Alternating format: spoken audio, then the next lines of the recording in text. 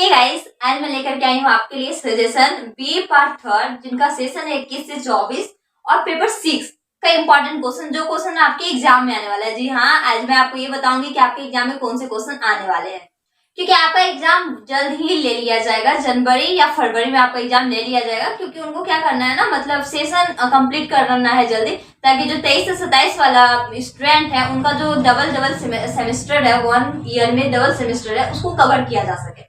चलिए देखते हैं कि आपको पढ़ने क्या क्या है।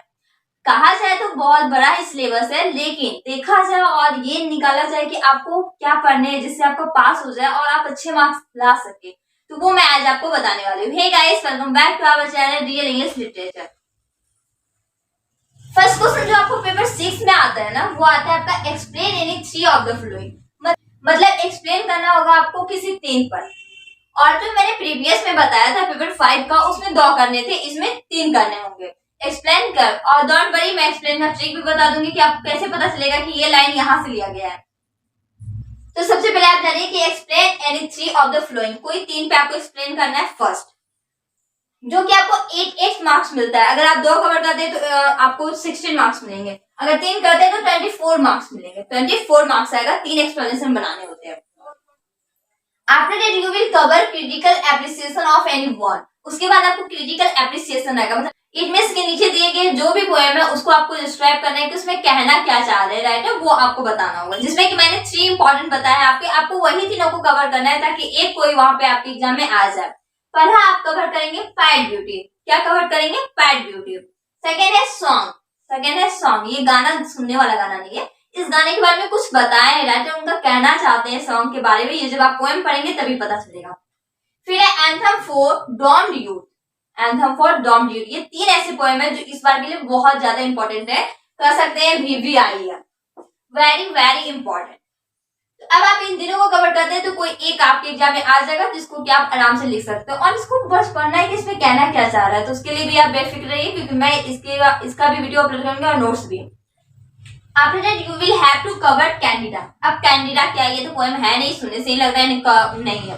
तो कैंडिडा जो है वो आपका प्ले है, प्ले मतलब ड्रामा है, उसके बारे में आपको डिफाइन करना होगा। जिसमें आपका थीम आ सकता है कि कैंडिडा का थीम लिखना है, या फिर समरी लिखने के लिए आ सकता है। जो मार्क्स मिलते हैं आपको 14 मार्क्स। कितने मार्क्स मिलते हैं? 14 मार्क्स का आता है ये।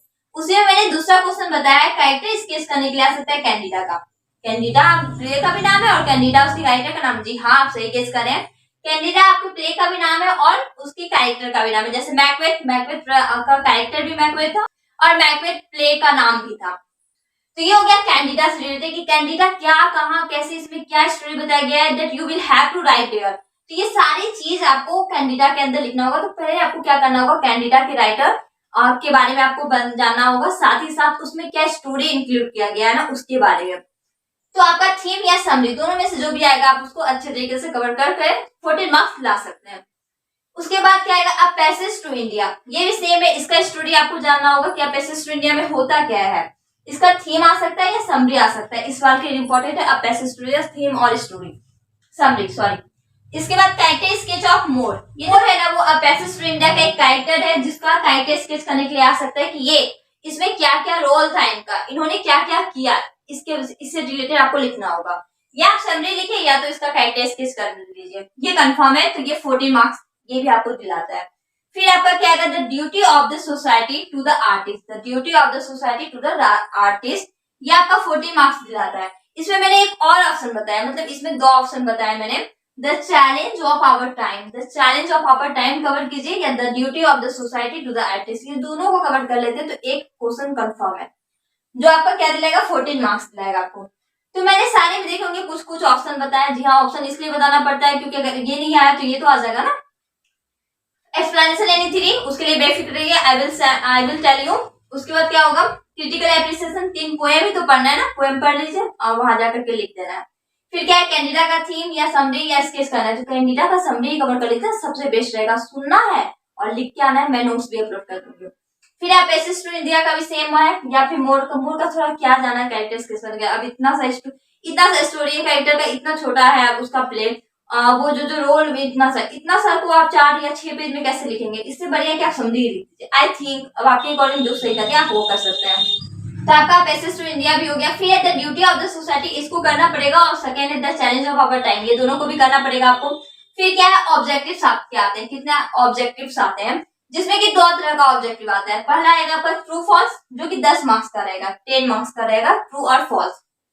नेक्स्ट है चूज द करेक्ट आंसर आ सकता है, या फिर उसमें मैचिंग, मैचिंग आएगा तो चूज द करेक्ट आंसर नहीं आएगा, या फिर चूज द करेक्ट आंसर आएगा तो मैचिंग नहीं आएगा। ये भी आपका 10 मार्क्स का रहता है, मतलब टोटल ऑब्जेक्टिव आपके 20 मार्क्स के होते हैं।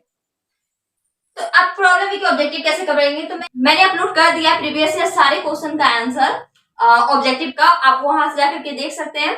और मैं कहूंगी कि ऑब्जेक्टिव जो है ना बहुत आसान ही आता है, इसलिए क्योंकि जितने भी पूछे गए हैं ना प्रीवियस, उन सारे को कवर करके कोई मेन क्वेश्चन लिया जाता है। तो अगर आप वो सारा कंप्लीट कर लेते हैं तो बहुत इजी होगा आपको 20 में 20 मार्क्स लाना। ये हो गया आपके पेपर 6 का सजेशन। आई होप कि आप इससे सेटिस्फाइड है, and if you have now any doubt और any confusion, you can ask me on comment box video और नेक्स्ट वीडियो।